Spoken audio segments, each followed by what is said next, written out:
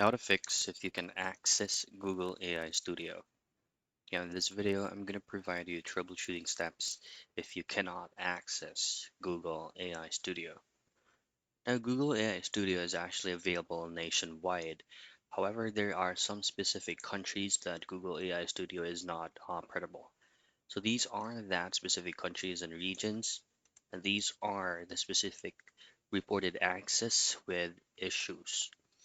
Now, if you have one country that is listed here, you are no longer be able to do that. But what you can do, if your country is still listed of one of the restrictions that Google AI Studio is not operating, is to use a VPN.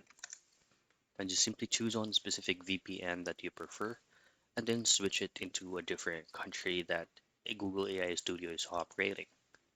However, if your Google AI Studio can be accessed, but if you open it up, it won't open, here are the things that you can do.